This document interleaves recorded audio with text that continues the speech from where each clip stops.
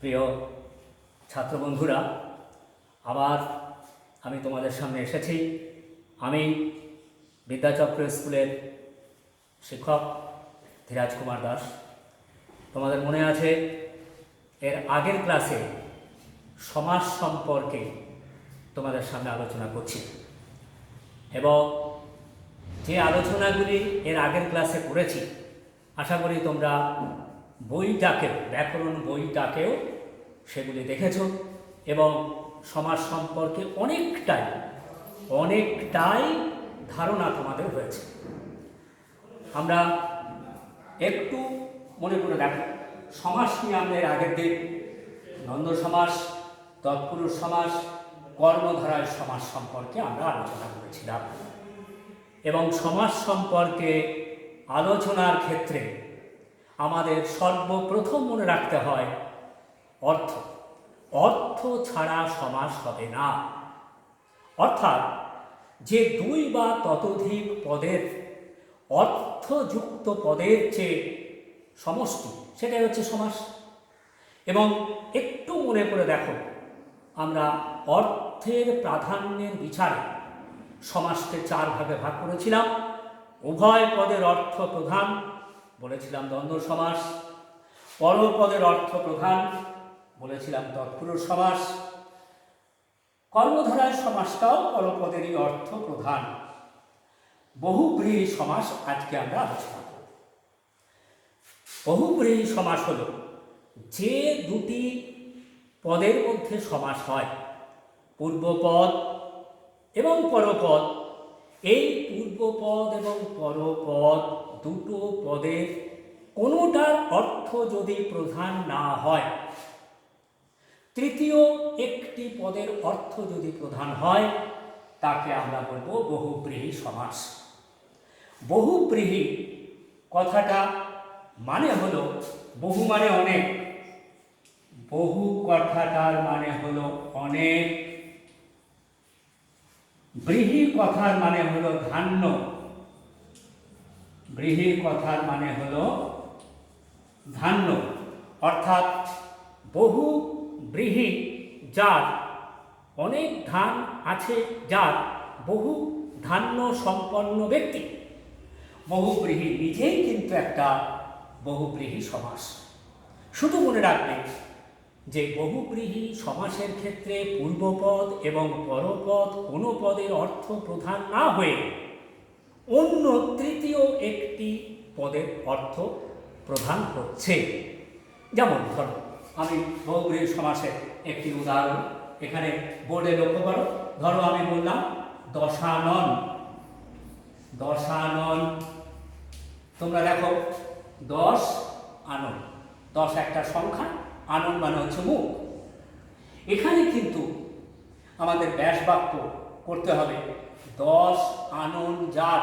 দশানন রাক্ষসাধিপতি রাবণকে বোঝায়। সুতরাং এখানে 10কেও বোঝাচ্ছে না, আননকেও বোঝাচ্ছে না। দশানন কথাটির অর্থ হল রাক্ষস রাজা রাবণ।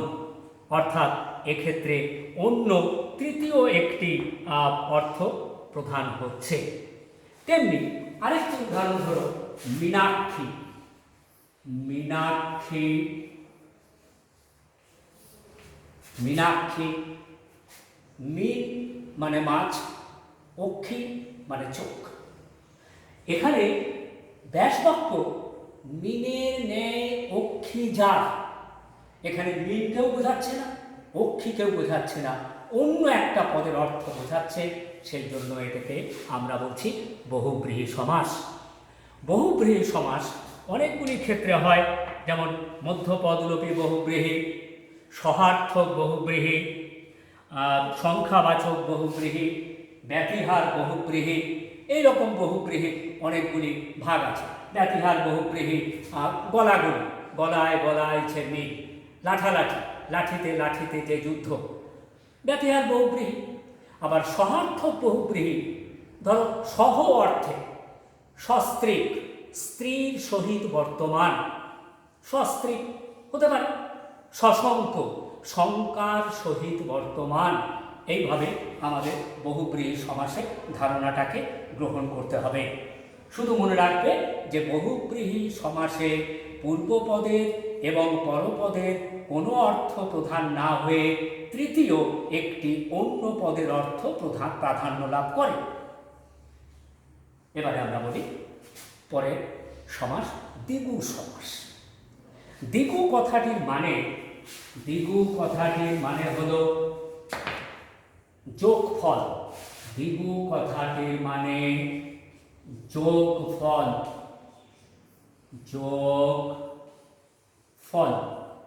দ্বিগু কথাটির মানে যোগফল। দ্বি মানে দুই, গু মানে গরু, অর্থাৎ দুটি গরুর দ্বারা কৃত, একে বলে দ্বিগু। দ্বিগু সমাসের ক্ষেত্রে মনে রাখবে যে পূর্বপদে সংখ্যাবাচক বিশেষণ বসে। আবার বলি, দ্বিগু সমাসের ক্ষেত্রে পূর্বপদে সংখ্যাবাচক বিশেষণ বসে এবং পরপদটি বিশেষ্য। আর এই সংখ্যাবাচক বিশেষণ যেটি বসবে সেক্ষেত্রে আমরা সমাহার শব্দ দিয়ে ব্যাস বাক্য করব। যেমন আমি কিন্তু এখন বলছি দ্বিগু সমাস। ধরো একটি উদাহরণ আমি দিলাম দ্বিগু সমাসের ক্ষেত্রে, পাঁচ ফোড়ন। আমি কিন্তু ব্যাস বাক্য করব পাঁচ ফোড়নের সমাহার। তে মাথা, তিন মাথার সমাহার। পঞ্চবটি, পঞ্চবটের সমাহার। ঠিক পূর্বপদে সংখ্যাবাচক বিশেষণ, পরপদে বিশেষ্য এবং সমাহার অর্থে আমরা কিন্তু বলবো দ্বিগু সমাস। দ্বিগু কথার মানে যোগফল এবং পূর্বপদটা সংখ্যাবাচক বিশেষণ হবে। কিন্তু একটি কথা স্মরণে রাখতে হবে, পূর্বপদে সংখ্যাবাচক বিশেষণ বসলেই তাকে আমরা দ্বিগু সমাস নির্দ্বিধায় বলে দেব না, যদি কিনা সেই সংখ্যাবাচক বিশেষণ পদটি দ্বারা অন্য তৃতীয় একটি পদের অর্থকে বোঝানো হয়। যেমন তোমরা মনে রাখো, আমি একটু আগে উদাহরণ দিয়েছিলাম দশানন, তাহলে তো পূর্বপদে দশ আছে, আমি কি ব্যাস বাক্য করবো দশ আননের সমাহার? না, তাহলে কিন্তু ভুল হয়ে যাবে। কারণ ওখানে দশানন মানে হচ্ছে রাবণ, ওখানে তো দশ সংখ্যাবাচক বিশেষণ পূর্বপদে থাকা সত্ত্বেও আমাকে ব্যাস বাক্য করতে হলো দশ আনন যার, যেহেতু ওটা অন্য পদের অর্থ প্রধান হচ্ছে।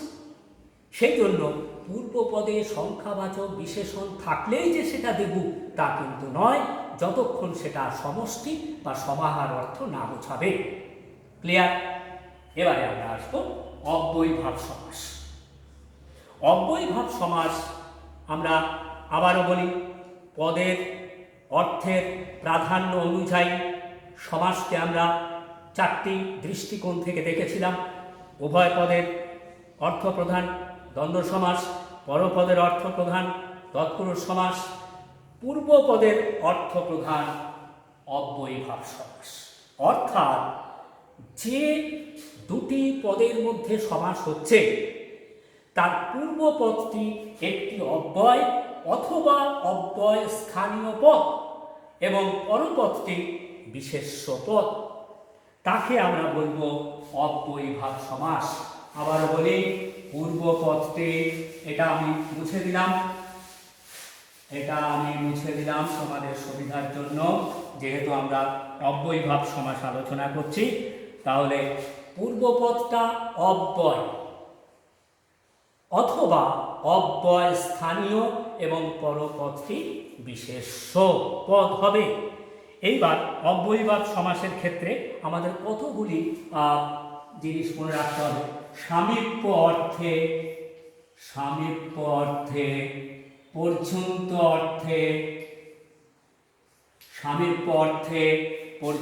অর্থে, কিংবা ওই ব্যতিক্রম অর্থে, অতিক্রম অর্থে আমরা অব্যয়ীভাব সমাস করব। যেমন ধরো আমি একটি উদাহরণ দিচ্ছি, যে তোমাদের উপকূল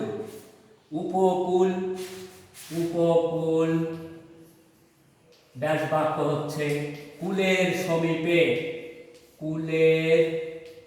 সমীপে, কুলের সমীপে পর্যন্ত ধরো বলা হলো আকণ্ঠ, তাহলে ব্যাস বাক্য কণ্ঠ পর্যন্ত। অবয়বাক সমাস ধরো বলা হলো অতিক্রম, ওই যথাক্রমে যথাকে অতিক্রম না করিয়া ব্যাস বাক্য করতে হবে, অর্থাৎ পূর্ব পদে অব্যয় বা অব্যয় স্থানীয় কোনো পদ এবং পরপদটি বিশেষ্য পদ। এরকম আমাদের অব্যয়ীভাব সমাসের ক্ষেত্রে কতগুলি শব্দ আমাদের মনে রাখতে হবে।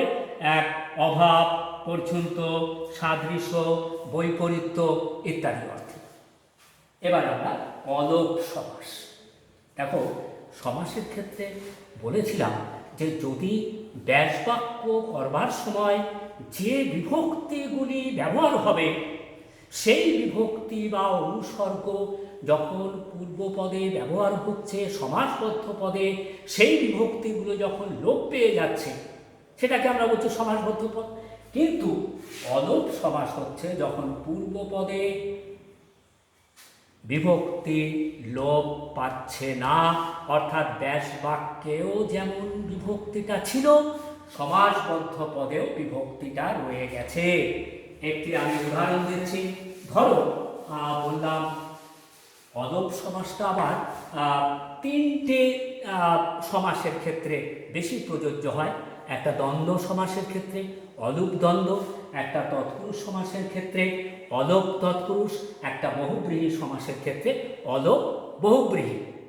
দ্বন্দ্ব সমাসের ক্ষেত্রে ধরো আমি বললাম যে মায়ে ঝিয়ে, মায়ে ঝিয়ে, ঝি মানে কন্যা, ব্যাস বাক্য কিন্তু করছি মায়ে ও ঝিয়ে।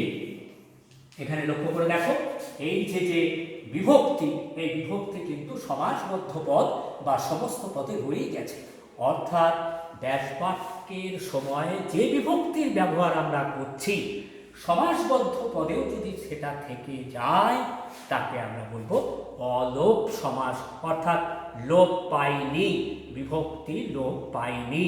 এই অলোপ সমাসটা তিনটে সমাসের ক্ষেত্রেই সাধারণত হয়: অলোপ দ্বন্দ্ব সমাস, অলোপ তৎপুরুষ সমাস, অলোপ বহুব্রীহি সমাস।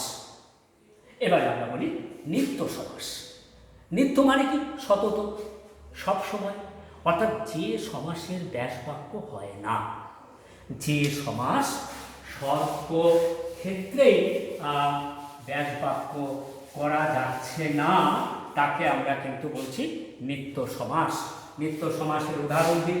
ধরো একটি সমাসবদ্ধ পদ দিল যুগান্তর, যুগান্তর এর ব্যাস বাক্য করলে হবে অন্য যুগ, অন্য যুগ। যদি বলা হয় গ্রামান্তর, গ্রামান্তর, ব্যাস বাক্য ঠিক একই রকম হবে অন্য গ্রাম। যে সমাসে ব্যাস বাক্য করা যায় না সেই সমাসকে বলা হচ্ছে নিত্য সমাস। নিত্য বা সতত যারা একই রকম থাকে তাকেই বলা হচ্ছে নিত্য সমাস। এবার সমাসের ক্ষেত্রে শেষ একটি সমাস আমাদের আছে বাক্যাশ্রয়ী সমাস। বাক্যাশ্রয়ী সমাসটা কি? যখন বড় একটি বাক্য সেটাই সমাস হিসাবে ব্যবহার হচ্ছে, বড় একটি বাক্য সেটাই যখন সমাস হিসাবে সমাসবদ্ধ পদে থেকে যায় সেটাকে আমরা বলছি বাক্যাশ্রয়ী সমাস। যেমন কিরকম? বাস্তু হারিয়েছে যে, আমরা বলছি বাস্তু হারা, বাস্তু হারা, বাস্তু হারিয়েছে যে, বাস্তু হারিয়েছে যে, এটা বাক্যাশ্রয়ী সমাস। বাস্তু হারিয়েছে যে। অথবা ধরো বলা হলো জলাধর, জলধর,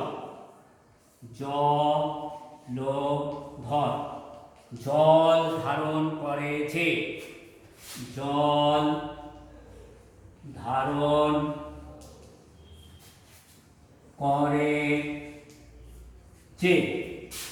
নিরাশ্রয়, আশ্রয় নেই যার, নিরাশ্রয় আশ্রয় নেই যার, এগুলি কিন্তু বাক্যাশ্রয়ী সমাস। তাহলে বন্ধুরা, সমাস নিয়ে ভয় পাওয়ার কিছু নেই। শুধু মনে রাখবে যে সমাসের ক্ষেত্রে অর্থ অনুযায়ী ব্যাসবাক্য করতে হবে, অর্থ ছাড়া কিন্তু ব্যাসবাক্য করা যাবে না। আর সমাসের ক্ষেত্রে অবশ্যই কোন পদের অর্থ প্রধান, পূর্বপদ না পরপদ না দুটো পদই, নাকি না অন্য একটি তৃতীয় পদের অর্থ প্রধান, তার উপর নির্ভর করবে সমাসের ধারণা।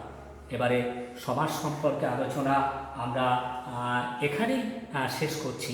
তোমরা বাংলা ব্যাকরণ বইটা সমাস যে অধ্যায়টি রয়েছে, দেখবে দ্বিতীয় অধ্যায়ে যে কোনো লেখকের, যে কোনো প্রকাশনা সংস্থার যে একটি ব্যাকরণ বইয়ের দ্বিতীয় অধ্যায়ে সমাস নিয়ে বিস্তারিত আলোচনা রয়েছে। পুনঃ পুনঃ অনুশীলন করতে হবে, অভ্যাস করতে হবে। বন্ধুরা, ব্যাকরণ সেই তখনই আমাদের আয়ত্তে আসবে যখন আমরা সেগুলোকে নিয়ে পুনঃ পুনঃ অনুশীলন করব, অভ্যাস করব, লিখে লিখে করব, পড়ে পড়ে করব। আর মনের মধ্যে যদি কোনো প্রশ্ন থাকে তাহলে অবশ্যই তোমরা আমাদেরকে জানাবে। আমরা তোমাদেরকে একটি বলে দিচ্ছি, আমাদের বিদ্যালয়ে একটি নিজস্ব ইউটিউব চ্যানেল রয়েছে, STPU বিদ্যাচক্র। আমরা ইউটিউব চ্যানেলের বলে দিচ্ছি তোমাদের, যেখানে তোমরা সাবস্ক্রাইব করবে, STPU বিদ্যাচক্র।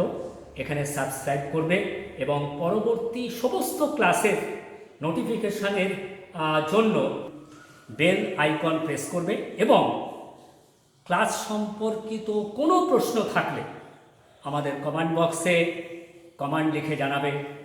আমাদের হোয়াটসঅ্যাপ নাম্বারটা তোমরা সকলে নোটস করে নাও, 9679681345। আবার বলছি, আমাদের হোয়াটসঅ্যাপ নাম্বার 9679681345। ভালো থেকো, আজকে এই পর্যন্তই।